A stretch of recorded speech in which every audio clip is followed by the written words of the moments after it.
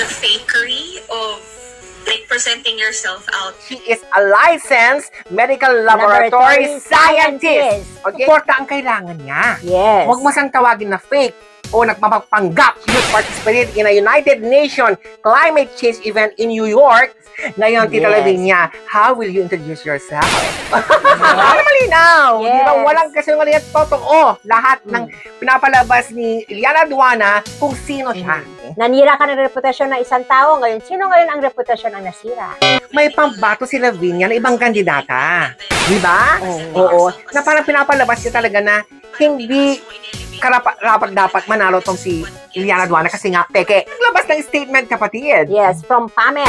Oo. Ano nga ba sinabi ng Pamet about dito? May ibubuga na tong taong to. Yes. Patapos ngayon, ka maglalabas na peke siya. Yeah, at Miss Tita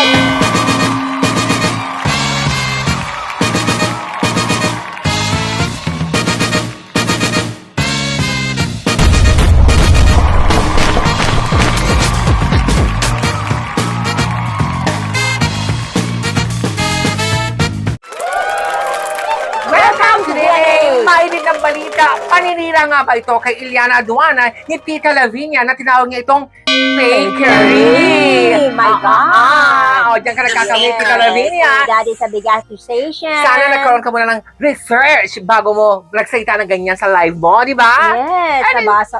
Actually, napanood ko yun. Oh, ano nga ba o sino nga ba si Iliana Aduana? Yes, Iliana Aduana, she graduated from Centro Escolar University with a Bachelor of Science in Medical Technology in 2018, later passing the Medical Technologies Licensure Examination in the same year.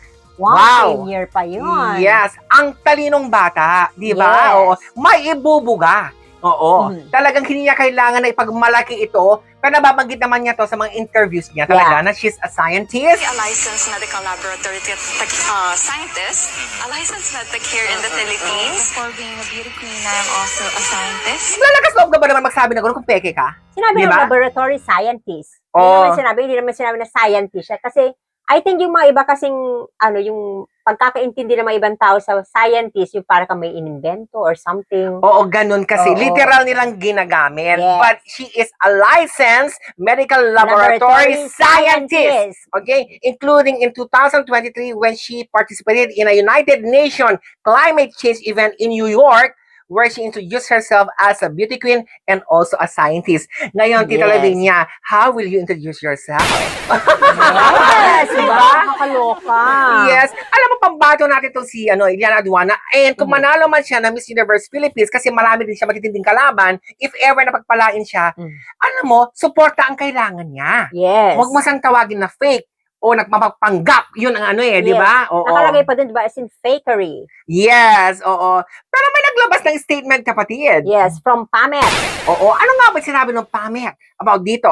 Okay, kamakailan isang pahayag ang lumabas mula sa vlog ni Miss Tita Lavinia na nagpapababa sa kredibilidad ng ating profesyon sa pagsasabing tila itinaas ng mga medical technologies or medical laboratory scientists ang ating sarili sa paggamit ng titulong medical laboratory scientist na aniya ay hindi totoo. O yan pala naglabas ng statement para ipalabas ngayon na mali ang pinapalabas ni Yes. Tita Lavinia. Kasi ang Okay. pinapano ni Tita Lavinia parang itinataas nila yung kanilang sarili. Pero parang binawi ata ni Tita Lavinia to.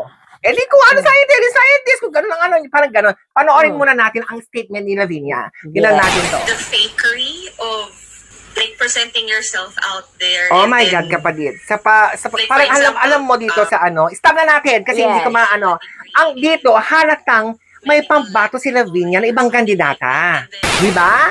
Oo. Na parang pinapalabas niya talaga na hindi karapat dapat manalo tong si Iliana Aduana kasi nga, peke. Yun Yes. yun ang pagkakaintindi ko dito sa palabas ni oh my Kasi God. parang sinisira mo yung reputasyon ng isang candidate na sana nag-research ka muna. Yes. Kasi hindi Oo. naman yung patas. Oo. Mm. Alam mo, malakas ang laban ni Iliana Aduana. Sinaloan Laguna na nire-represent niya.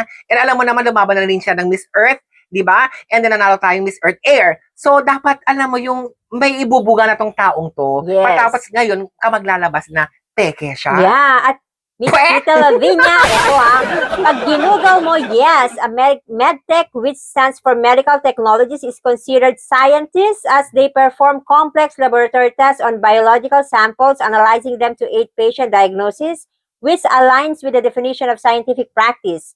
They are often referred to as medical laboratory scientists or clinical laboratory scientists.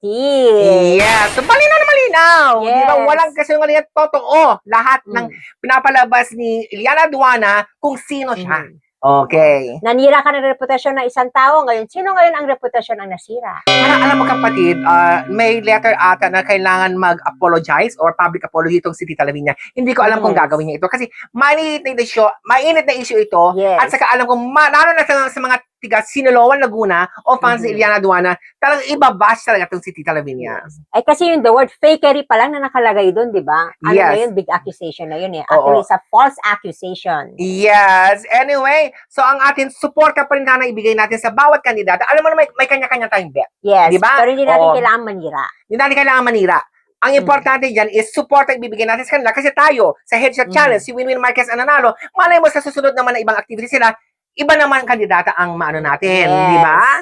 Oo. Anyway, abangan nyo po ang bawat kandidata ng Miss Universe Philippines kung ano ang background nila at kanilang advocacy. Tatalakayin natin dito sa DNA Channel. Yes. Para lahat patas tayo. Yes, anyway, sa lahat po ng mga fans, si Eliana Aduana, magsani puwersa kayo para i-bash. Ano, joke? Yes. Hindi. Anyway, support na lang ibigay natin sa kanila and yun naman ang kailangan na. At least ang importante yun na klaro na. Yes. Talagang scientist siya. Medical laboratory scientist. Hindi fake. Yes. Oo, that's a fact. Anyway, thank you so much for tuning in and And we'll see you again soon.